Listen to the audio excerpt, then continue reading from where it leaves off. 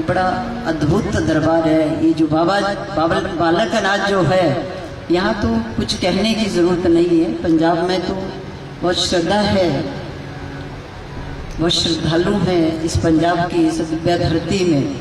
और बाबा जी के सभी उपासक सुबह से संगत को हम मिल रहे हैं, सब कह रहे हैं हम बाबा जी को मानते हैं, हम बाबा जी का रूप चढ़ाते हैं, हम बाबा जी की गुफा में जाते हैं।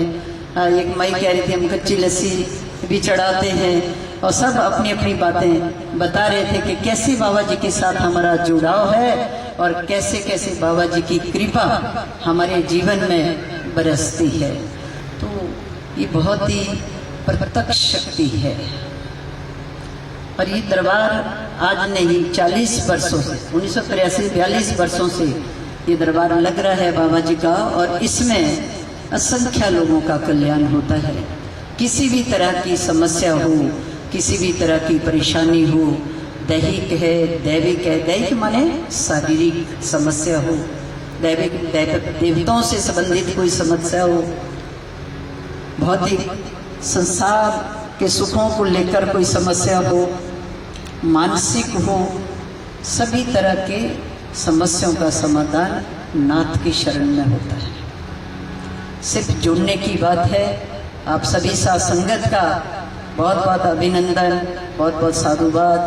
आप जो भी शब्द, हम थोड़े से शब्द आपके सामने जो जीवन की सार्थकता के लिए जो बातें सुनाई जा रही हैं, आप सब गौर से सुने और अपने जीवन में उतारें। पहले तो हम बाबा जी के अरदास का पाठ करेंगे, प्रार्थना करेंगे कि बाबा जी हमें भक्ति दें। और उसके बाद भक्ति क्या है, हमें जो जीवन मिला है ये किस लिए मिला है, हमें जीवन कैसे जीना चाहिए, ये थोड़ी सी बातें आप बीती और जग बीती। जो आपकी समस्या, जो सुबह से आप सब लोग अपनी अपनी समस्या लेकर नाथ की शरण में आ रहे हैं, वो भी थोड़ी चर्चा करेंगे। और कैसे हम दैवीय कृपा प्राप्त करें, उस कृपा के लिए भी थोड़ी सी चर्चा आपके साथ करेंगे। बहुत सारे भक्त तो जुड़े हुए हैं बाबा जी के साथ। अभी नाम तो हमें सबका नहीं आता, क्योंकि हम पहली बार इस दिव्य भूमि में आए हैं। तो कुछ भक्त कह रहे थे कि बाबा जी की ऐसी अपार कृपा है, बड़ी बाधाएं जीवन में आई, बड़े संकट जीवन में आए, बड़े दुख जीवन में आए, लेकिन बाबा जी के साथ जो जुड़ाव है, उस जुड़ाव से सारी समस्याओं से हम पार हो गए, संसार के प्रपंचों से हम ऊपर उठ गए हैं। कोई समस्या आए तो भी चिंता नहीं है, चिंता एक ही है कि कभी ऐसा ना हो कि हमारे आराध्य हमसे रूठ जाए, ऐसा समय जीवन में ना आए कि हमारी श्रद्धा कम हो जाए। अपने आराध्य के प्रति, अपने इष्ट के प्रति हमारी जो भावना है, जो श्रद्धा है, वो कभी कम ना हो। तो ऐसे ऐसे भक्त सुबह से ये सारी चर्चा हमारी चल रही है। तो आइए ये चर्चा माने आप बीती और जगबीती भी थोड़ी थोड़ी हम बातें करेंगे। क्योंकि एक दिन का समय है, एक दिन में तो सारी बातें नहीं हो सकती। प्रयास करेंगे कि ज़्यादा से ज़्यादा ये जो भौतिक समस्या है, ये जो दैहिक समस्या है, ये जो दैविक समस्या है, ये क्यों है और इनसे हम पार कैसे हुए, ये सब आपको बताएंगे। तो आइए अभी बाबा जी का अरदास का पाठ और फिर प्रार्थना करेंगे। कितने लोग हैं जिनको बाबा जी की अरदास का पाठ आता है? ओम जय पर्वतवासी। देखिए सब बाबा जी को मानने वाले हैं, तो अरदास तो जरूर करते होंगे। कितने लोग हैं जिनको अरदास का पाठ आता है? जय हो। अजय जी को आता है और रजनी जी को नहीं आता है। तो ये क्या नाम है? रजी। मधु जी को भी आता होगा। आइए अब आप कुछ साथ बोलने वाले।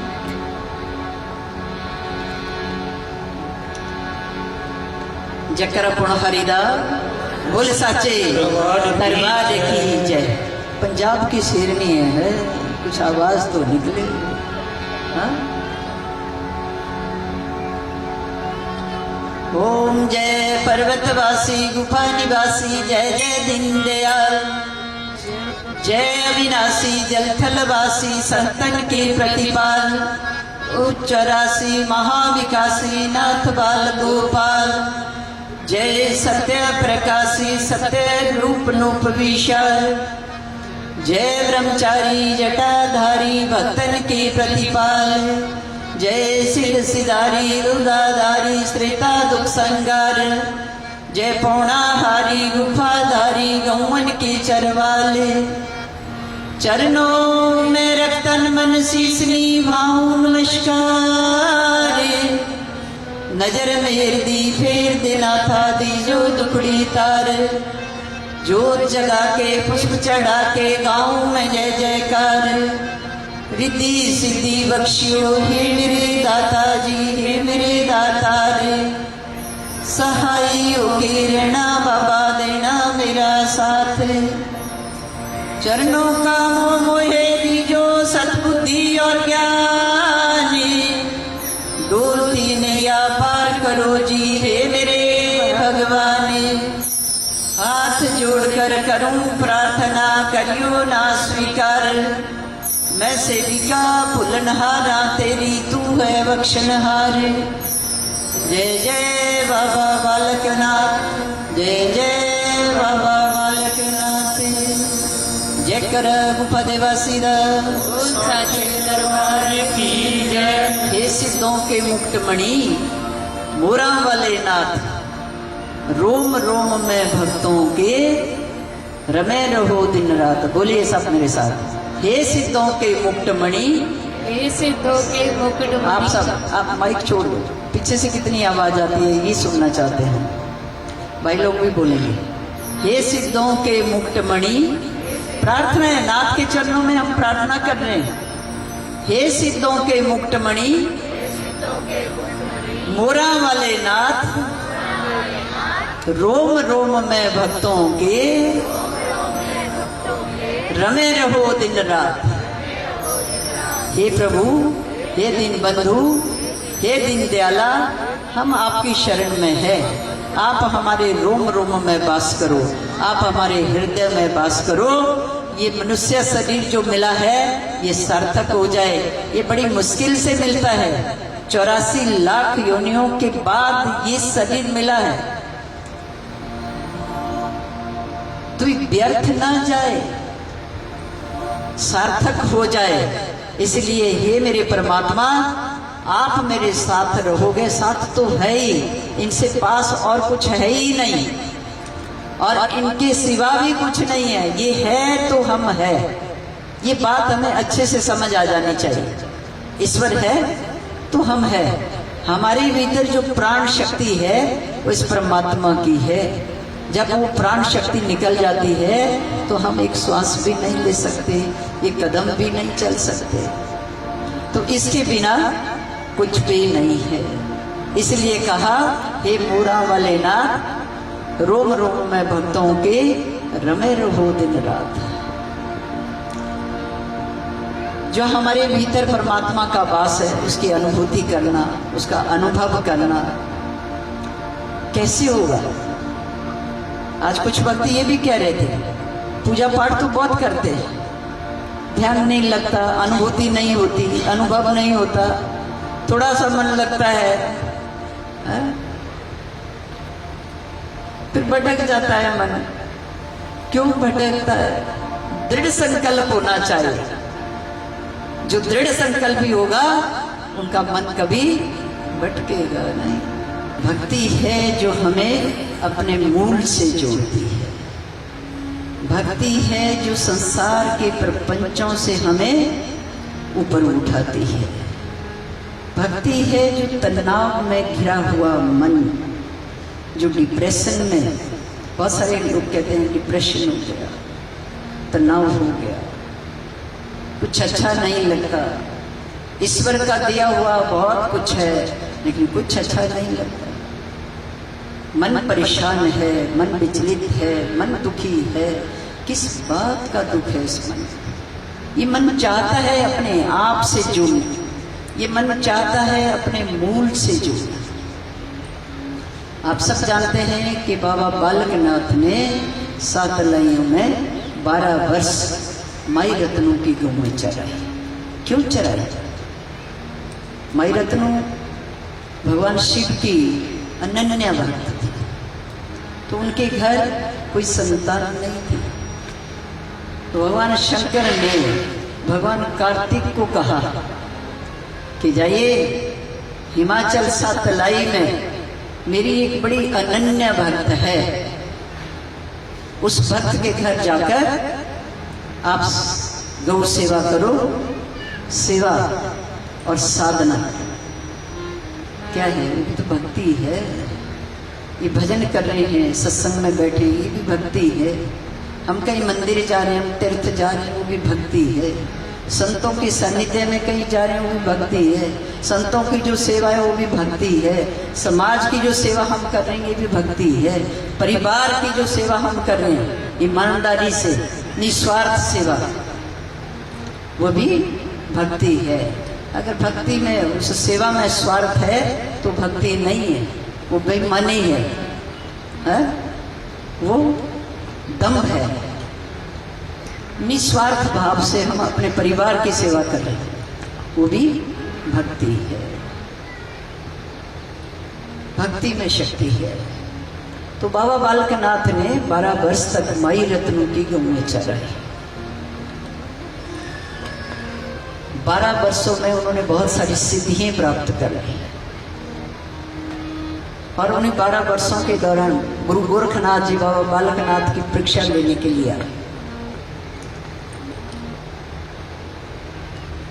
तो गोरखनाथ जी कहते हैं कि मेरा चेला बन जा। बाबा बालकनाथ, ये तो आप सब सुनते हैं और सब जानते भी होंगे ये बातें। बाबा जी के भक्त हैं, बाबा जी के अनुयायी हैं, नाथ की शरण में आप सब जुड़े हैं, तो ये बातें आपने पहले भी कई बार सुनी होगी, लेकिन अपने जीवन में कितनी उतारी ये तो आप ही को पता है। सेवा के बिना, साधना के बिना कोई भी सिद्ध नहीं हो सकता, किसी का भी जीवन सार्थक नहीं हो सकता। माई रत्नों रोटियां लेकर आती थी, लस्सी लेकर आती थी, बाबा कहते थे रख दो यहाँ, खाते नहीं थे। निस्वार्थ सेवा थी, सिद्ध हो गए 12 वर्षों। तो गुरु गोरखनाथ जब आए तो उन्होंने कहा या तो मेरा चेला बन जा, या तो मैं परीक्षा लूंगा, उस परीक्षा से तू पास हो जाएगा तो मैं छोड़ दूंगा, नहीं तो तुझे मेरा चेला बनना पड़ेगा। तो गुरु गोरखनाथ जी ने कहा कि मेरे 365 चेले मेरे साथ है, भूख लगी हुई है, सबके भोजन की व्यवस्था करो। बोला महाराज जी भोजन की व्यवस्था तो बाद में करेंगे, पहले मैं सबको दूध पिलाता हूं। तो बाबा जी के पास अवसर गए थे, एक आवाज लगाई, माँ आओ। गुरु गोरखनाथ जी आए हैं, उनके 365 शिष्य उनके साथ आए हैं, कहते हैं भूख लगी है, माँ दूध पिलाओ। तो सभी अवसर भागती हुई आती है और अवसर गाय से दूध की धारा बहने लगती है। सभी चेले चिपियां ले लेकर दूध भर भर के चिपियां पीते हैं। दूध पी पी कर क्या बोलते हैं पंजाब में, छक गए हैं, पर दूध की धारा बहना बंद नहीं हुई। तो फिर गुरु गोरखनाथ जी कहते हैं कि अब मैं अपनी मृगशाला आकाश में उड़ाता हूं, आप इसको नीचे लेकर आओ। तो बाबा जी ने अपना चिमटा पीछे लगाया और वृक्षशाला के टुकड़े टुकड़े होकर गुरु गोरखनाथ के चरणों में आकर गए। तो गुरु गोरखनाथ के जितने शिष्य थे वो कहने लगे, गुरुदेव ये साधारण बालक नहीं है, ये कोई चमत्कारी है। तो गुरु गोरखनाथ जी कहते हैं जाओ इनके कानों में मुंदरे डालो, इनको मेरा चेला बनना पड़ेगा। तो चले जाते हैं जबरदस्ती बाबा जी के कानों में, जब वो मुंदरे डालने लगते हैं, कुंडल डालने लगते हैं, तो बाबा जी के कानों से दूध की धारा बहने लगती है।